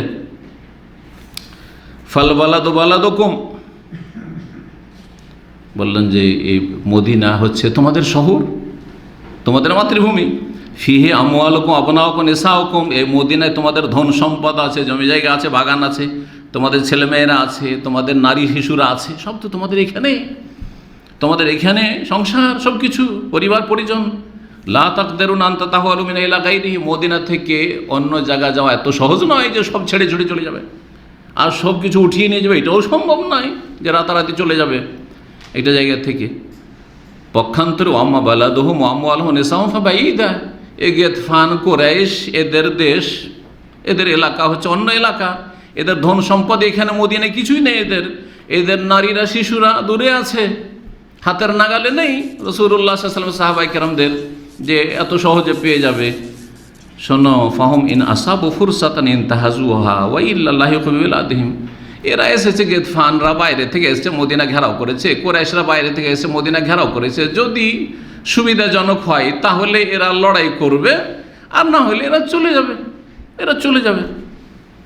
ওয়াতারাকুকুম মুহাম্মাদান, তোমাদেরকে এখানে ছেড়ে দিয়ে চলে যাও, তোমাদেরকে নিয়ে যেতে পারবে না সাথে করে। হ্যাঁ, আর মুহাম্মদ সাল্লাল্লাহু আলাইহি সাল্লাম থেকে যাবেন। ইয়ান্তাকিমু মিনকুম কাইফা ইয়াশা, তারপরে যে মুহাম্মদ সাল্লাল্লাহু আলাইহি সাল্লাম প্রতিশোধ নেবেন, যেমন চাইবেন প্রতিশোধ নেবেন। তখন কি হবে? তখন কে সাথ দেবে? সবসময় থাকবে ওরা? জি হ্যাঁ, মনোবল দুর্বল করার উদ্দেশ্য। জি, কালু ফামাল আমল, তাহলে বলো কি করব, তাহলে বলো, পরামর্শ দাও। কালা, তখন বললেন নয় বিন মাসউদ রাদিয়াল্লাহু তাআলা, লা তুকাতিলু মাহুম, এই কুরাইশদের সাথে আর গেতফানের সাথে হয়ে ইসলাম মুসলিমদের বিরুদ্ধে যুদ্ধ করিও না, এসব লড়াই তোমরা জড়াইতে যেও না। তবে যখন তোমরা প্রকাশ করেই দিয়েছ শত্রুতা, আর তারপরে তোমরা চুক্তিভঙ্গ করে ফেলেছ, একটা শর্ত লাগিয়ে দাও। ঠিক আছে, কুরাইশ তোমাদের সাথে আছি, গেতফান তোমাদের সাথে আছি, কিন্তু একটা শর্ত। কি শর্ত? আমরা লড়াই করব, কিন্তু আমাদেরকে তোমাদের বংশের কিছু লোক আমাদেরকে দিতে হবে। কি হিসাবে? জিম্মি হিসাবে। জিম্মি বুঝেন তো? জিম্মি করে রাখা, যে কোন রকম কিছু হইলে আমরা ওদেরকে জিম্মি করে রাখবো, ওদেরকে ছেড়ে তোমরা যেতে পারবে না, ওদেরকে রক্ষা করার জন্য আমাদেরকে রক্ষা করবে। তোমরা এই নয় যে জান বাঁচিয়ে তোমরা চলে গেলে, এমনটা করতে পারবে না। আমরা আজকে সাথ দিলাম আর কালকে তোমরা পালিয়ে গেলে, তখন আমরা যে মরবো, তো এইটা চাই না। তোমাদের কিছু লোক আমাদের কাছে জিম্মি হিসাবে দাও, হ্যাঁ, রাহায়েন, যেটাকে বলা হয় রাহায়েন, জিম্মি হিসাবে দাও, তাহলে ঠিক আছে। কাকে বলতে বললো? কোরাইজাকে বললো যে গেতফানকে আর কোরাইশকে বলো যে তোমাদের কিছু লোক যোদ্ধা আমাদের সাথে থাক, আমাদের সাথে থাকবে, ওরা যাবে না, সবসময় এখানে থাকবে, আর কোনো রকম হইলে ওরা সুখে দুঃখে আমাদের সাথ দেবে, এরকম। তখন কোরাইশা বলল, না, এই কোরাইজা ইহুদিরা বলল, লাকাদ আশারতা বির রায়, তুমি ভালোই কিন্তু পরামর্শ দিয়েছো, এটা ভালো পরামর্শ দিয়েছো। নোয়াইম তখন চললো কার কাছে? কোরাইশ বংশের ওই যে সেনা দল আছে ওদের কাছে চললো, ওদের মনোবল দুর্বল করার জন্য। এবং কোরাইশ যে বড় বড় নেতারা ছিল তাদের সাথে গিয়ে মিটিং করলো, গিয়ে বললো, দেখো তাআলামুনা উদ্দিল্লাকুম, কেমন ভালোবাসি তোমাদেরকে জানা আছে, তোমাদের সাথে যে আমার খাতির সেটা তোমাদের জানা আছে। অনুসি এলিক, আমি তোমাদের জন্য হিতাকাঙ্ক্ষী, এটাও ভালো করে জানো। কারণ আমি, হ্যাঁ অবশ্যই তুমি খুব দরদি মানুষ, হিতাকাঙ্ক্ষী মানুষ। কালা, তখন বলছেন নবী মাসউদ, ফাইন্নি মুহাদ্দিসুকুম হাদিসান ফাকতুম আন্নি, তোমাদেরকে একটা কথা বলবো, কাউকে বলবে না, কথাটা লুকিয়ে রাখবে গোপনে। কালু নাফাল, ঠিক আছে তাহলে। কালা, দেখো ফাইন্নি ইয়াহুদ কাদ নাদিমু আলা নাকদিহিম আহাদা মুহাম্মদ, দেখো ইহুদিরা যে কোরাইশ আছে না, এরা চুক্তি ভঙ্গ করে দিয়েছে মুহাম্মদ সাল্লাল্লাহু আলাইহি ওয়াসাল্লামের সাথে, চুক্তি ভঙ্গ করে তোমাদের সাথ দিয়েছি, দিয়ে এখন ফেঁসে গেছে। এখন নিজেরে অনুতপ্ত, লজ্জিত যে হাই কি করলাম। এখন তারাই কিন্তু দ্বিধাগ্রস্ত, কি করবে না করবে দিশেহারা। জি হ্যাঁ, ওয়াখাফু আনতার যে ওয়াতাতরুকুহুম মাহু, আর তাদের এখন আশঙ্কা হচ্ছে যে তোমরা তো চলে যাবে আর তাদেরকে ছেড়ে দিয়ে চলে যাবে অসহায়, তো তারা কি করবে এই নিয়ে চিন্তায় তারা পড়ে গেছে। তো তোমরা তো এখানকার লোক না। বলছেন যে তাদের আশঙ্কা হচ্ছে যে তোমরা কি করবে, চলে যাবে। কাকে বলছেন?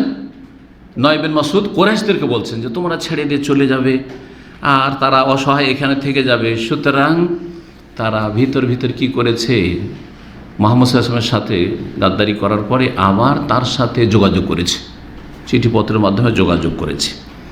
কি যোগাযোগ করেছে? যে কোরাইশদের কাছ থেকে কিছু লোককে জিম্মি হিসাবে রাখবো, আর জিম্মি হিসাবে রাখার পরে মুহাম্মদ সাল্লাল্লাহু আলাইহি ওয়াসাল্লামের হাতে তুলে দিব ওদেরকে। এবার বুঝতে পেরেছেন বিষয়টা? এখন তো বড় ভয়ের বিষয় রে, গিয়ে কী করলো রে, যে কোরাইশা আমাদের সাথ দিল ইহুদিরা, ইহুদিরা আবার আমাদের সাথে গাদ্দারি করছে। হ্যাঁ, আমাদের সাথে সাথ দিয়েছে, আর দেওয়ার পরে এদিকে ভিতর ভিতর মুহাম্মদ সাল্লাল্লাহু আলাইহি ওয়াসাল্লামের সাথে যোগাযোগ করে নিয়েছে, আমাদের কাছ থেকে কিছু লোকে জিম্মি হিসাবে নেবে, আর নেওয়ার পরে হস্তান্তর করবে কার? রাসূলুল্লাহ সাল্লাল্লাহু আলাইহি ওয়াসাল্লামের। সুম্মা ইউআলুনাহু আলাইকুম, তারপরে রাসূলুল্লাহ সাল্লাল্লাহু আলাইহি ওয়াসাল্লামের সাথে তারা খাতির জমে নেবে, মিত্রতার সম্পর্ক স্থাপন করবে। তো এই যোগাযোগ করেছে, চিঠিপত্রের মাধ্যমে যোগাযোগ যখন করেছে, তো ফারাজিয়া বিযালিকা, রাসূলুল্লাহ সাল্লাল্লাহু আলাইহি ওয়াসাল্লাম এর ওপর সম্মতি প্রকাশ করেছে, তাহলে ঠিক আছে, মানে তোমাদের লোকগুলিকে নিয়ে কার হাতে তুলে দেবে? নবী সাল্লাল্লাহু আলাইহি ওয়াসাল্লামের হাতে তুলে দেবেন। আর এই কথাতে নবী সাল্লাল্লাহু আলাইহি ওয়াসাল্লাম এগ্রি হয়েছে যে ঠিক আছে তাহলে ধরে দাও, কুরাইশের কিছু লোক এইভাবে আমাদেরকে দাও, আমাদের হাতে থাকবে। সুতরাং তোমরা ফাহজারহুম, সাবধান সাবধান, ফাহজারহুম, সুতরাং সাবধান। কার থেকে সাবধান? কুরাইশকে কাকে বলছে? যে এই কুরাইশা যে ইহুদিদের থেকে সাবধান। ভিতর ভিতর কিন্তু তোমাদের লোক নিবে, লোক নেওয়ার পরে রাসূলুল্লাহ সাল্লাল্লাহু আলাইহি ওয়াসাল্লামের হাতে তুলে দিবে। আর একটা কথা শুনে রাখো, তোমাদের সাথে যোগাযোগ করবে কিন্তু, আর তোমাদের কাছে কিছু লোক জিম্মি হিসাবে চাইবে, যদি চাই তো দিও না, কারণ দিলেই কিন্তু হস্তান্তর করে দিবে মুহাম্মদ সাল্লাল্লাহু আলাইহি ওয়াসাল্লামের হাতে। তারপরে একই কাজ করার জন্য আবার গেতফান বংশের কাছে গেল, যাওয়ার পরে একেবারে সেম কথা, তোমাদেরকে ভালোবাসি, তোমাদের বংশের লোক আমি, তোমরা জানো, আর তোমাদের কত হিতাকাঙ্ক্ষী দরদি এটাও জানো, বলছে সব জানি, তো তোমাদেরকে একটি কথা বলবো, লুকিয়ে রাখো, কাউকে বলিও না, প্রকাশ করিও না। বিষয়টা হচ্ছে এরকম যে কুরাইশারা কী করেছিল, তোমাদের সাথ দিয়েছিল, আর তারপরে বেশ অনুতপ্ত হয়েছে, পরে চিন্তা করেছে আমাদেরকে তো এখানে থাকতে হবে, আর মুহাম্মদ সাল্লাল্লাহু আলাইহি ওয়াসাল্লামের সাথে এইরকম খারাপ আচরণ করাটা আমাদের ঠিক হবে না। তখন কি করেছে, ভিতর যোগাযোগ করে নিয়েছে রাসূলুল্লাহ সাল্লাল্লাহু আলাইহি ওয়াসাল্লামের সাথে, আর তারা খুব অনুতপ্ত, লজ্জিত, আর তারপরে তোমাদের কাছ থেকে কিছু লোকে জিম্মি হিসাবে রেখে মুহাম্মদের হাতে তুলে দেবে, এই রকম তারা করার পরিকল্পনা নিয়েছে। এই রকম পরিকল্পনার কথা বলে একে অপরের সম্পর্কে কি করে দিল, হ্যাঁ, যেন একটা মানে সন্দিহান হয়ে পড়ে, যারে কি হচ্ছে, কি করছে আমার সাথে বা আমাদের সাথে। এর মাধ্যমে মনে সংশয় জেগে উঠল আর ফাটল ধরল। এই তিনটি দলে, ইহুদি আর কুরাইশ মক্কার কুফার আর গেতফান কাফিররা, এদের মাঝে ফাটল ধরে গেল। আবু সুফিয়ান এই কথা শোনার পরে, কুরাইশদের নেতা আবু সুফিয়ান ছিল, রাদিয়াল্লাহু আনহু, পরে ইসলাম গ্রহণ করেছেন, একটি দলকে, প্রতিনিধি দলকে পাঠালেন কার কাছে, কুরাইশা ইহুদিদের কাছে, এবং তাদেরকে বললেন যে আসো, তোমরা যখন আমাদের সাথ দিয়েছো তো লড়াই করার জন্য আমাদের সাথে আসো, আগামীকালকে থেকে আমাদের সাথে হয়ে লড়াই করতে হবে। এখন পরীক্ষা কি জানি দেখি, আমাদেরকে আসলে বলেছে না ভিতর ওইদিকে মুহাম্মদের সাথে যোগাযোগ আছে সাল্লাল্লাহু আলাইহি ওয়াসাল্লাম। কালু, তখন ইহুদিরা বলল যে ইন্নাল ইয়াউমা ইয়াউমুস সাবত, আজকে শনিবার, আর শনিবারে আমরা লড়াই টড়াই করবো না, এটা আমাদের বড় দিন, সাপ্তাহিক দিন। ওয়ালাম ইউসিবনা মা আসাবানা ইল্লা মিনাত তাআতিফি, আর শনিবারের দিনে আমাদের সীমা লঙ্ঘন পাপের কারণেই তো আমাদের পূর্বপুরুষদের উপর বালা মুসিবত এসেছে, আযাব এসেছে। আল্লাহ কি করেছিলেন, কোরআনে কারীমে সূরা আরাফে কিন্তু আছে, এই ঘটনা বর্ণনা করেছেন। ইয ইয়াদুনা ফিস সাবতি, তারা শনিবারের দিনে কি করেছে, সীমা লঙ্ঘন করেছিল। এই তাতিম হিতানুহুম ইয়াউমা সাবতিহিম শুররান ওয়া ইয়াউমা লা ইয়াসবিতুনা লা তাত, শনিবারের দিন একবারে ঝাঁকে ঝাঁকে মাছ আসতো, ওয়া ইয়াউমা লা ইয়াসবিতুনা, আর যে বাকি 6 দিন আর মাছই পাই না। আর শনিবারের দিনে আল্লাহ পরীক্ষা করে যে কী করেছেন, মাছ ধরা নিষেধ করেন, হারাম, শনিবার মাছ ধরা হারাম। তো কী করবো তাহলে, মাছও তো অন্য দিন হয় না, শনিবারই শুধু মাছ, লোভ সামলানো যায় না। বোঝা যাচ্ছে যে বাঙালিদের মতো মাছ খাওয়াই লোক ছিল না, আর যারা নদী নালার পাশে বাস করে তারা মাছ খাওয়াই অভ্যস্ত। তখন তারা কি করেছিল, হিল্লা করেছিল। হিল্লা বুঝলেন তো, হিলা, ওইটাকে বাঙালিরা এখন হিল্লা করে দিয়েছে। ওই যে হিল্লার বিয়ে, হালাল হবি না তুই, তো একজনকে দিয়ে দেবো 1-2 রাতের জন্য, দিয়ে হালাল করবো, 3 তালাক দেওয়ার পরে এই হারাম হিল্লা করা। ঠিক ওই রকমই ইহুদিদের চরিত্র, এই হিল্লা করাটা হচ্ছে ইহুদিদের চরিত্র। জি, এই জন্য এর উপরে লানত রয়েছে যে 3 তালাক দেওয়ার পরে বিবিকে ঠিকায় 1-2 রাতের জন্য বিয়ে দিল, আর তারপরে হালাল করতে চাইলো, তাদের মধ্যে ইহুদিদের চরিত্র রয়েছে। এবং এর উপরে লানত রয়েছে, লান আল্লাহুল মুহাল্লিল ওয়াল মুহাল্লাল, হালালাকারী এবং যার জন্য হালালা করা হবে, উভয়ের উপর আল্লাহর লানত রয়েছে। জি, অভিশাপ রয়েছে। কি বলছিলাম, যে আল্লাহ কোরআনে এখানে বর্ণনা করেছেন যে অন্য দিন আর মাছ টাছ আসে না, তখন তারা কি করেছিল, যে শনিবারে মাছ আটকে রেখে দিয়ে আর রবিবারের দিন ধরে নেব। জি, এই যে হিলে। তো না শনিবারের দিন লড়াই শুরু করতে যাব না। জি, তারপরে শুধু তাই নয়, এক তো কালকে যেতে পারবো না, রবিবারে কথা হবে, আর রবিবারের দিন যাব তোমাদের সাথে লড়াই করতে, কিন্তু একটা শর্ত, যে তোমরা বাইরের লোক, আজকে আছো কালকে না, কি করে বুঝবো যে তোমরা আমাদের সাথ দেবে সবসময়? এই জন্য তোমাদের কিছু লোক আমাদের কাছে রাখো, জামানত হিসাবে রাখো, জিম্মি হিসাবে রাখো, তারা আমাদের সাথে থাকবে। জি, এই কথা বলাতেই তো তাদের পালপিটেশন শুরু হয়ে যাবে, কারণ আগে থেকে তো ওদের জানা আছে যে এরকম তোমাদের কাছে কিন্তু চাইবে, আর চাওয়ার পরে তোমাদের কাছ থেকে নেবে ওই লোকগুলোকে জামানত হিসাবে নিয়ে হস্তান্তর করে দেবে কার হাতে? মুহাম্মদ সাল্লাল্লাহু আলাইহি ওয়াসাল্লামের হাতে। তো আগে থেকে তো জানা আছে এইসব কথা। তো এই ইহুদিরা বলল, সুম্মা ইন্না লা নুকাতিলু মাকুম হাত্তা তুতুনা রাহায়ানা মিনকুম, তোমাদের সাথে লড়াই অতক্ষণ করব না যতক্ষণ পর্যন্ত আমাদেরকে কিছু লোক না দিবে জামানত হিসাবে, যারা আমাদের কাছে থাকবে, লেকাই লা তাতরুকুনা, যাতে আমাদের ছেড়ে না পালাইতে পারো তোমরা। হ্যাঁ, ও তাযহাবু ইলা বিলাদিকুম, তোমরা আপনার দেশে চলে গেলে আর আমরা মরলাম, এমনটা যেন না হয়।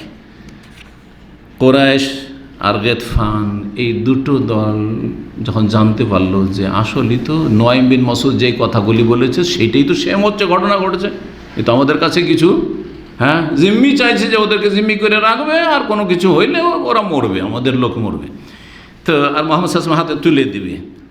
তখন তারা আপোষে বলল, কুরাইশ নেতারা আর গেতফানের নেতারা কাফেরা বলে, সাদাকাকুম ওয়াল্লাহি নুয়াইম যা বলেছে সত্য, কোনো মিথ্যা কথা বলেনি, সব কথা ঠিক আছে। এই কুরাইশা ইহুদিরা গাদ্দার, আসলেই গাদ্দার, আমাদের সাথে গাদ্দারি করছে এরা।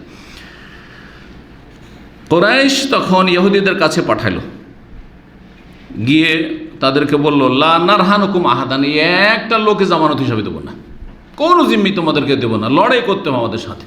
জি, ওখরুজুল কাতাল, চলো লড়াই করতে চলো আমাদের সাথে। তখন ওইদিকে তো এরাকে বলা আছে, করে যে ইহুদিদেরকেও নয়ম বলে রেখেছেন যে তোমাদেরকে হচ্ছে কাউকে ছেড়ে যাবে না, কিন্তু চাচা যান বাঁচা, ওরা সব পালিয়ে যাবে, তোমাদেরকে অসহায় ছেড়ে দিয়ে চলে যাবে। তখন এই করে যারা বললো, ফাঁকা সাদাকাকুম ওয়াল্লাহি নুয়াইম, এই নুয়াইম সত্য বলেছে, নুয়াইম আমাদের হিতাকাম সত্য বলেছে, দেখো একটা লোক দিল না। তো এইভাবে কি হলো, এই যে তিনটা দল, মক্কার কাফের কুরাইশরা, আর এই যে গেতফান কাফের কুরাইশরা, আর ইহুদিরা, এই যে তিনটি শত্রু আপোষে এমনভাবে লড়ে গেল, মানে এটা হচ্ছে যেটাকে বলা হচ্ছে স্নায়ু যুদ্ধ, বাংলা বুঝেন, স্নায়ু যুদ্ধ বা শীতল যুদ্ধ, হ্যাঁ, ভিতর, হ্যাঁ, নীরব যুদ্ধ। জি, তো নীরব যুদ্ধ। এক সময় সোভিয়েত ইউনিয়ন আর আমেরিকা ছিল, তাদের মাঝে এই শীতল যুদ্ধ চলতো, যেটাকে আরবিতে বলে আল হারবুল বারেদা, শীতল যুদ্ধ। মানে অস্ত্র ব্যবহার করছে না, আমেরিকা একটা অস্ত্র ব্যবহার করেনি, সোভিয়েত ইউনিয়ন রাশিয়ার বিরুদ্ধে, রাশিয়া ব্যবহার করেনি, হ্যাঁ, কিন্তু আপোষে একটা টেনশন ছিল। হ্যাঁ, আমেরিকা চাইছিল যে রাশিয়া সোভিয়েত ইউনিয়নকে চুরমার করব, আর সোভিয়েত ইউনিয়ন চাইলে যে আমরা হিরো থাকবো আর আমেরিকাকে দুর্বল করব বা আমেরিকাকে মানে নির্মূল করব। কিন্তু আল্লাহ রাব্বুল আলামিন লিয়াকজি আল্লাহ আমরান কানা মাফউল, আল্লাহ যেটা করতে চেয়েছিলেন সেটা হয়েছে, সোভিয়েত ইউনিয়ন টুকরো টুকরো হয়েছে। কারণ এরা বড় জালেম, দুই জালেমের মধ্যে সবচেয়ে বড় জালেম সোভিয়েত ইউনিয়নের কমিউনিস্ট নাস্তিকরা ছিল। এরা 1917-তে রক্তাক্ত বিপ্লব, মুসলিমদেরকে খুন করে যে বিপ্লব নিয়ে এসেছিল স্টালিন খবিস, আর তার মাধ্যমে বড় জুলম অত্যাচার, লক্ষ লক্ষ মুসলিমদেরকে হত্যা করেছে এবং তাদের ধর্মীয় স্বাধীনতা পুরোপুরি কেড়ে নিয়েছে। না কোনো ধর্মের দিনই বিধিবিধান পালন করার তাদের স্বাধীনতা ছিল, না কোরআন শিক্ষার স্বাধীনতা ছিল। জি, লুকিয়ে আন্ডারগ্রাউন্ড, লুকিয়ে গোপনে গোপনে তারা কোরআন শিক্ষা দিত একে অপরকে। মদিনা ইউনিভার্সিটিতে আমরা শেষ বছরে বা তার আগের বছর প্রথম সোভিয়েত ইউনিয়ন যে টুকরো টুকরো হওয়ার পরে 90-এর দশকে, তারপরে সেখান থেকে মদিনা ইউনিভার্সিটিতে প্রথম রাশিয়ার ছাত্র আসে, তার আগে রাশিয়ার কোনো ছাত্র আসেনি। তো তাদের কাছে তারা একটু আরবি বলতে পারতো, দুর্বল হলেও তো তাদের সাথে গল্প করেছি, কারণ জানার কৌতূহল যে কী অবস্থা সেখানে ইসলামের, মুসলিমদের কী অবস্থা। নামে মুসলিম, কারণ ইসলাম টিকে রাখা মুসলিম, ইসলামী শিক্ষা নেই, দিনের কিছুই জানে না, শুধু নামটা শুধু আরবি নাম, ওতে বুঝে যে মুসলিম। ইসলামের কিছু একটা জানার ব্যবস্থা নেই, শিক্ষার ব্যবস্থা নেই, নেই মসজিদ, নেই মাদ্রাসা, নেই ইসলামী শিক্ষার চর্চা, নেই কোনো রকমের দাওয়াত নিষিদ্ধ সব। এইরকম জালেম ছিল এই সোভিয়েত ইউনিয়নের এই নাস্তিক কমিউনিস্ট লাআনাহুমুল্লাহ। আল্লাহ রাব্বুল তাদেরকে টুকরো টুকরো করেছেন, আলহামদুলিল্লাহ রাব্বিল আলামিন। জি, তো কি বলছিলাম, কথা লম্বা হয়ে যাচ্ছে। যেখানে পৌঁছেছিলাম সেটা হচ্ছে যে এইভাবে যে তিনটা কাফের শক্তি ছিল, হ্যাঁ, কুরাইশ, তারপরে গেতফান বাইরের শক্তি, আর মদিনার যারা গাদ্দারি করে ইহুদিরা, তাদের সাথে মিলেছিল। তিনটি শক্তি আপোষে একে অপর সম্পর্কে কী হয়ে গেল, সন্দিহান হয়ে গেল, আর আপোষে তাদের ফাটল ধরে গেল। মুসলিমরা আল্লাহর কাছে দোয়া করতে আছেন, রাসূলুল্লাহ সাল্লাল্লাহু আলাইহি ওয়াসাল্লাম দোয়া করতে আছেন, আল্লাহ মাস্তুর আওরাতেনা, আল্লাহ আমাদের মান ইজ্জতকে ঢেকে রাখো, মান ইজ্জত রক্ষা করো। ও আমিন রাও আতেনা, আমাদের ভয়ভীতিকে দূর করো, আমাদেরকে নিরাপদ করো আমাদের ভয়ভীতির ক্ষেত্রে। রাসূলুল্লাহ সাল্লাল্লাহু আলাইহি ওয়াসাল্লাম খুব দোয়া করতে থাকলেন এবং তার সাথে আল্লাহ মুনজিলাল কিতাব, হে আল্লাহ কিতাব নাযিলকারী, সারি আল হিসাব, তুমি দ্রুত হিসাব গ্রহণকারী, ইহজামিল আহজাব, বহুমুখী যে সেনাদল এসেছে এই সেনাদলকে তুমি পরাজিত করো। আল্লাহ মাহজিমহুম বা জালজিলহুম, আল্লাহ তাদেরকে পরাজিত করো, তাদেরকে প্রকম্পিত করো। জি, আল্লাহ রাব্বুল আলামিন দোয়া কবুল করে রাসূলুল্লাহ সাল্লাল্লাহু আলাইহি ওয়াসাল্লামের। সুতরাং প্রচণ্ড ঠান্ডার সময় আর প্রচণ্ড ঘূর্ণিঝড় শুরু হইল, ঘূর্ণিঝড়, রাতের অন্ধকার, গভীর অন্ধকারে আর ঘূর্ণিঝড় শুরু হইল। এর মাধ্যমে আল্লাহ রাব্বুল আলামিন কাফেরদেরকে ছিন্ন ভিন্ন করে দিলেন। জি, ফেরেশতা নেমে এসেছে মুসলিমদের সাহায্যের জন্য এবং এই ঘূর্ণিঝড়ের সাথে তাদের অন্তরকে প্রকম্পিত করা হয়েছে কাফের শক্তিগুলির এবং তাদেরকে ভীত সন্ত্রস্ত করা হয়েছে। এতে হইল কি, এমন ঝড় হলো, এমন ঝড় যে তাদের যে হাঁড়ি বাসন পাত্র ছিল সব উল্টে পাল্টে বিক্ষিপ্ত হয়ে কোথায় উড়ে চলে গেল। তাদের যে সব খেমাগুলি ছিল, তাঁবু লাগিয়েছিল, সব উড়ে কোথায় নিশ্চিহ্ন হয়ে চলে গেল।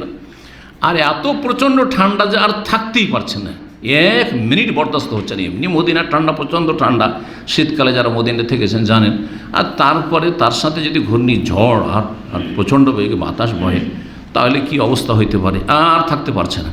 তখন আর উপায় নেই, পালা, থাকা যাবে না, সব পালাতে শুরু করলো, প্রস্তুতি নিল যে পালা, তাড়াতাড়ি পালা, এই রাতেই পালাইতে হবে।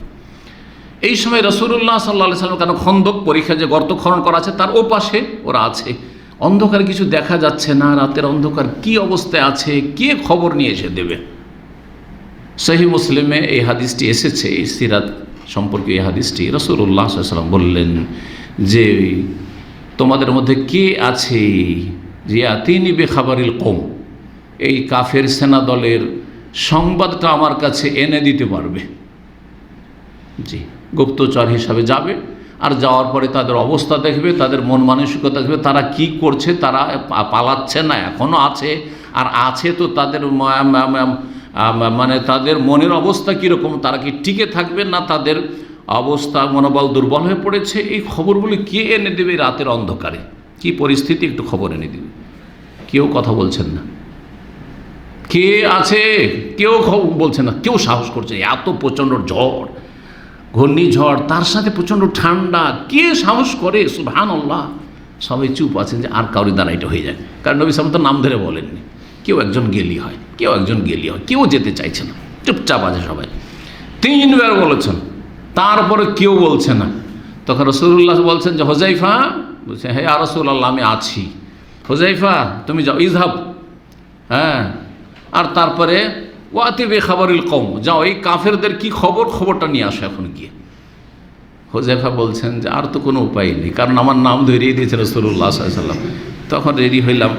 বলছেন যখন বের হইলাম, এই এলাকাতে কোনো ঝড় নেই, নবী সাল্লাল্লাহু আলাইহি ওয়াসাল্লাম সাহাবারা আছেন খেমাতে, কোনো কিছু নেই, কিন্তু জি বের হইলাম, প্রচণ্ড ঠান্ডা অনুভব করছিলাম, খেমাতে ছিলাম। তখন বাইরে যখন বের হইলাম আর ওইদিকে গেলাম, তো বলছে যে যেন আমি গরম পানির গোসলখানায়। হাম্মামকে হাম্মাম কেন বলা, গোসলখানাকে হাম্মাম বলা হয় জানেন কি? আজকাল বাথরুমকে মানে যেখানে পেশাব পায়খানা করছে সেটাকে হাম্মাম বলছেন, কিন্তু আসলে হাম্মাম হচ্ছে গোসলখানা, হাম্মাম হচ্ছে গোসলখানা। তো গোসলখানাকে হাম্মাম কেন বলা হয় জানেন?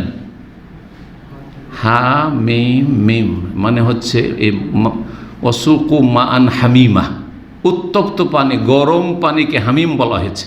জাহান্নামীদের পানীয় হবে মান হামিম, গরম পানি।